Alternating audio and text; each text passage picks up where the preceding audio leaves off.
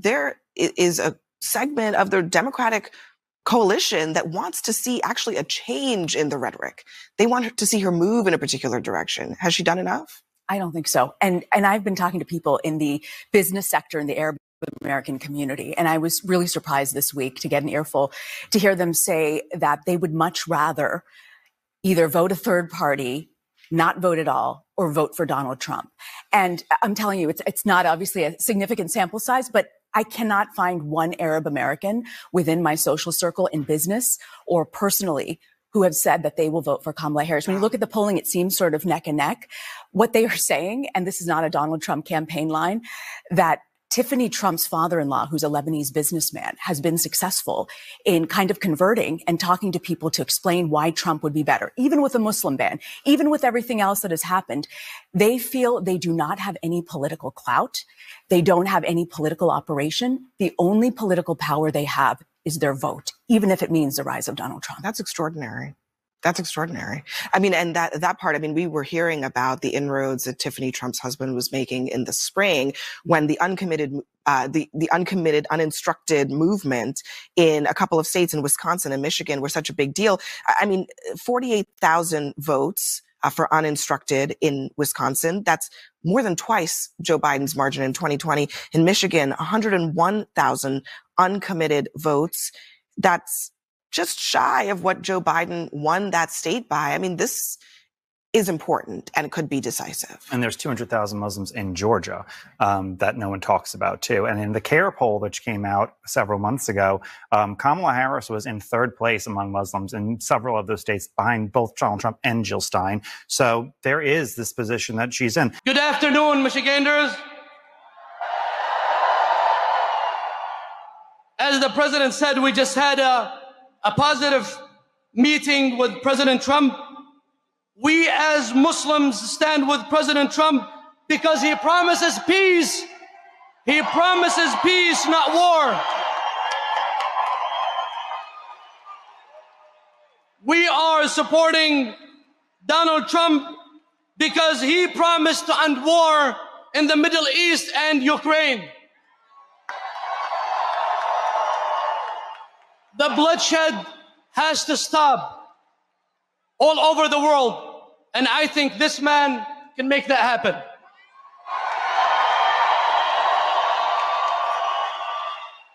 I personally believe that God saved his life twice for a reason.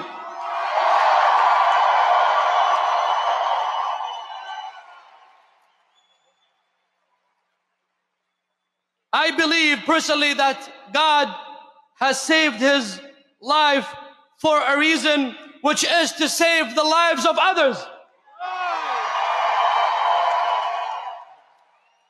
We support Donald J. Trump for his commitment to promoting family values and protecting our children's well-being, especially when it comes to curriculums and schools. We as Muslims support this man because we believe that he will be a president for all Americans, embracing every race, color, and religion. We are with President Trump because we want a strong border. And we agree with President Trump that anyone who wants to come to this country is welcome, but he has to do that through legal pathway.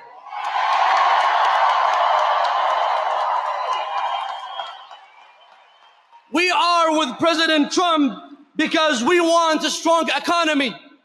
Don't you want that? We are with President Trump to make America great again through peace and justice for all. Lastly, Michiganders, I have two predictions for you for the next 6 months. Are you ready? Number one, the Detroit Lions will win the Super Bowl.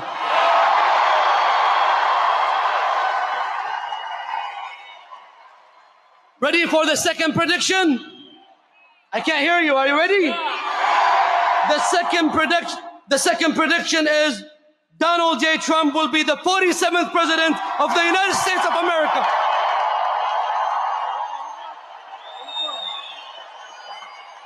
Okay? All right, God bless you all and God bless America.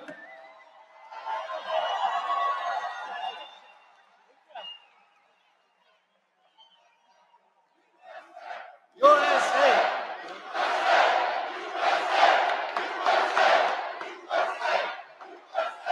What's up, y'all? Gerald here, creator of Gospel Chops and your host for this YouTube channel, back with another video. Now, y'all, I'm not tripping.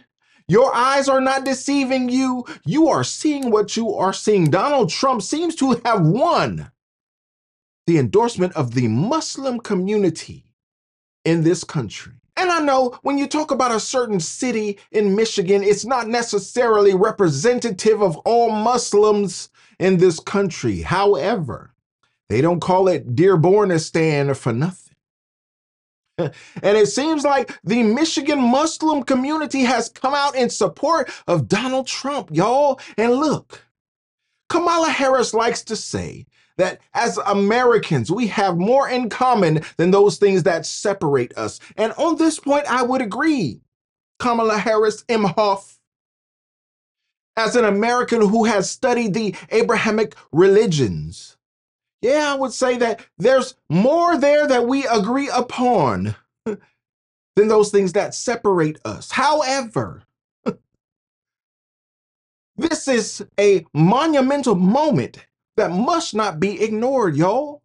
Because even in the Muslim community, they are recognizing that, hey, under Donald Trump, even though he is a staunch supporter of Israel, even though he has a Jewish son-in-law, even though he has Jewish grandchildren, even though he has committed to the partnership with Israel, he brought peace to the Middle East. And once he got out of office, y'all them warmongers got on the path.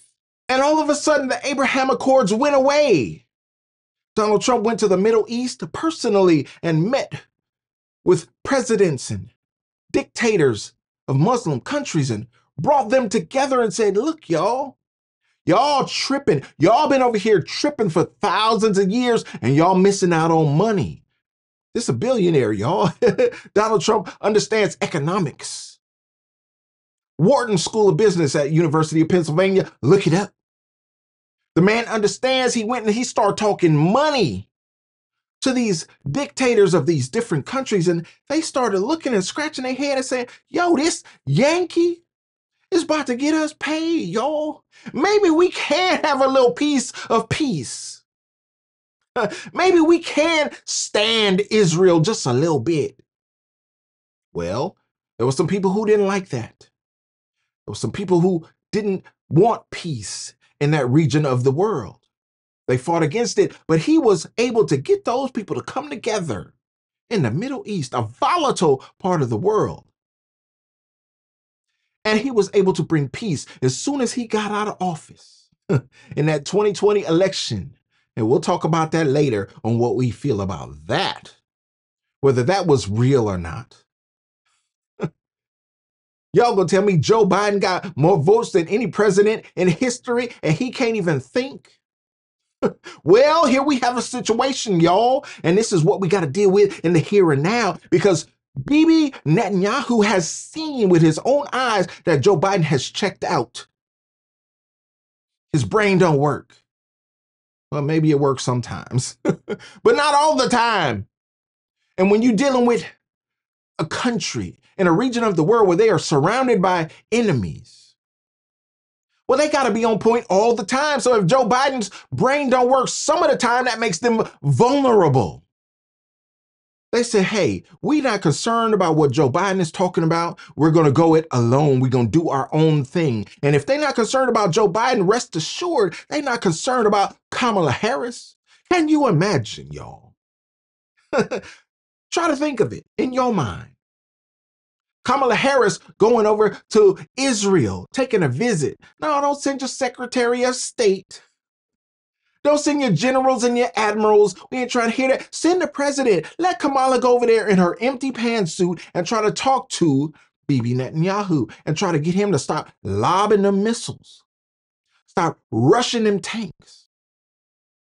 Y'all, it's clear he's not listening to Joe Biden. Y'all get to talking about a ceasefire. Bibi Netanyahu has gone crazy.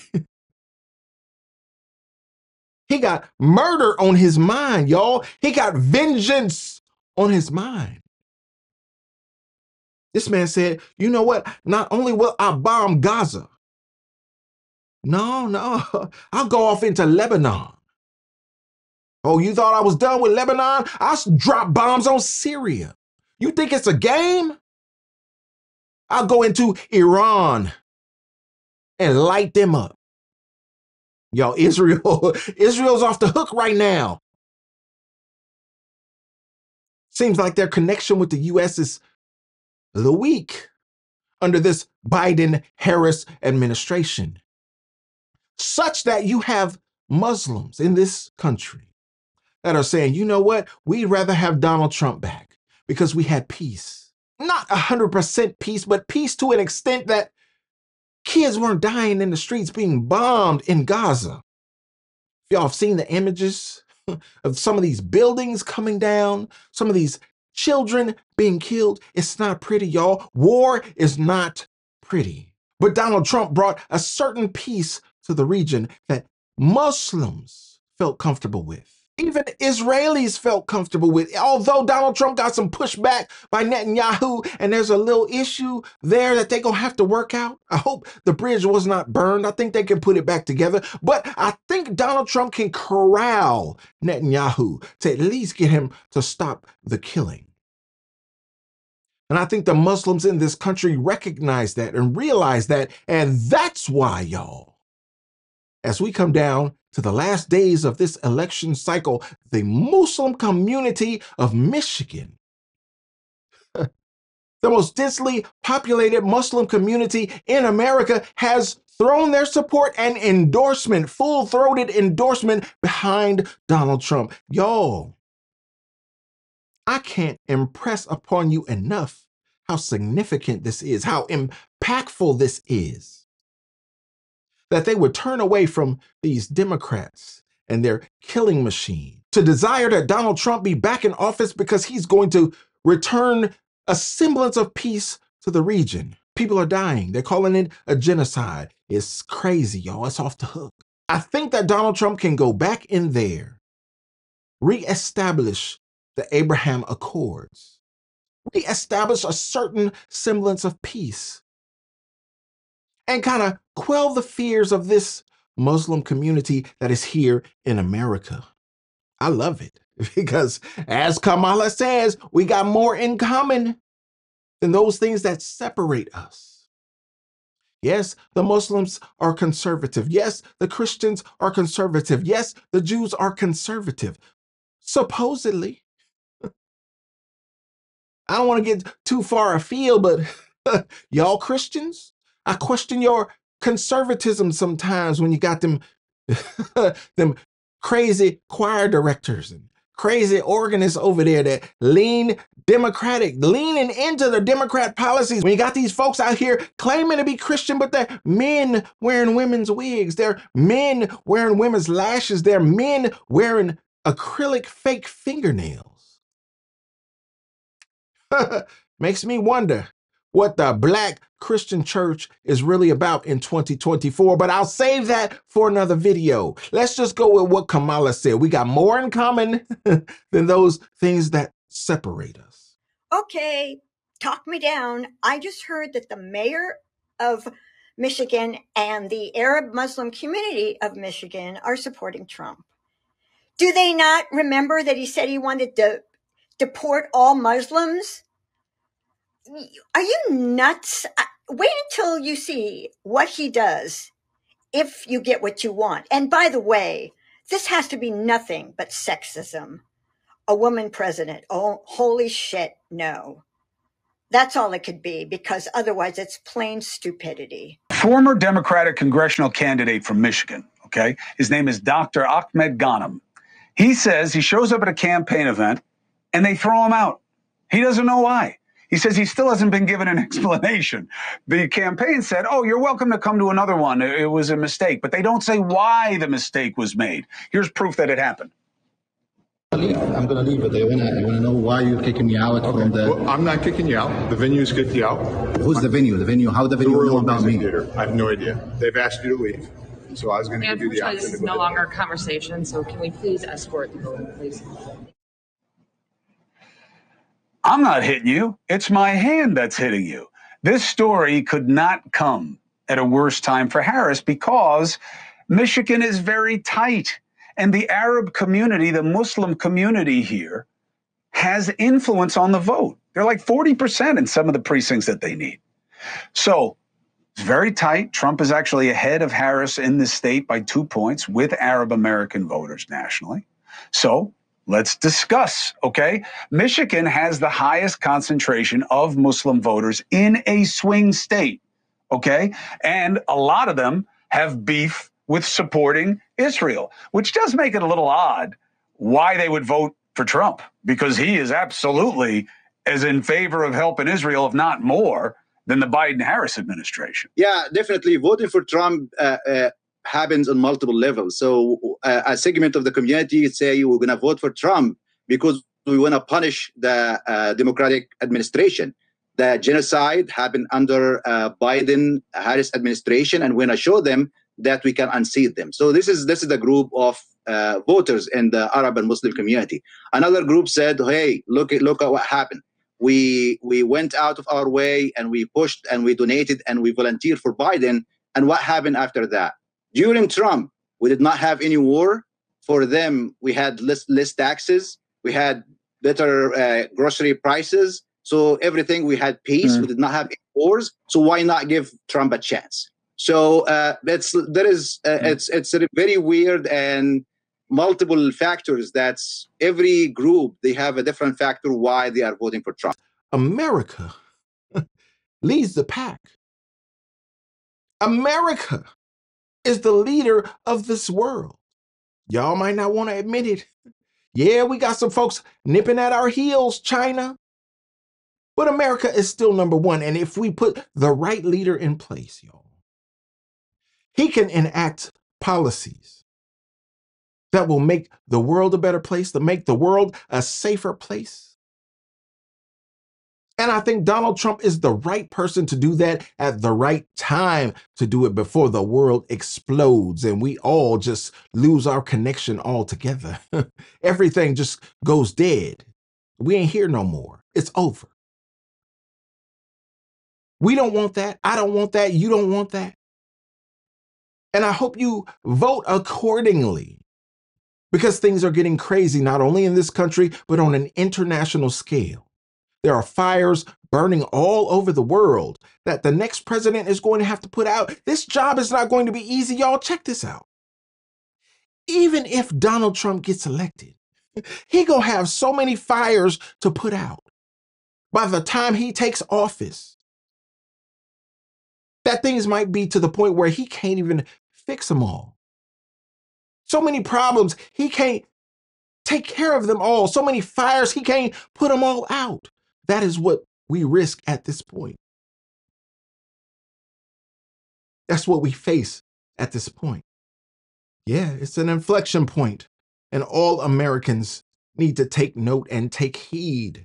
When you walk into that voting booth, I hope you consider these things.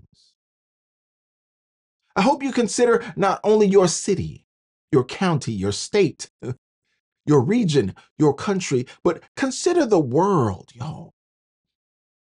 The President of the United States is a world leader. And this woman who can't handle hecklers in the crowd, who can't handle a couple boos, is not the person you want leading the United States at this time. We need a president who is ready for such a time as this. And I believe that Donald Trump is that person. And that's why I have already cast my vote for him. I ain't telling you who to vote for. I'm just telling you who I voted for. You do you. You do what you feel. But I hope that you educate yourself and put yourself in a position to make the right decision for yourself, your family, and your country. Yo, let me know in the comments what you think about this. The Muslims have endorsed Donald Trump.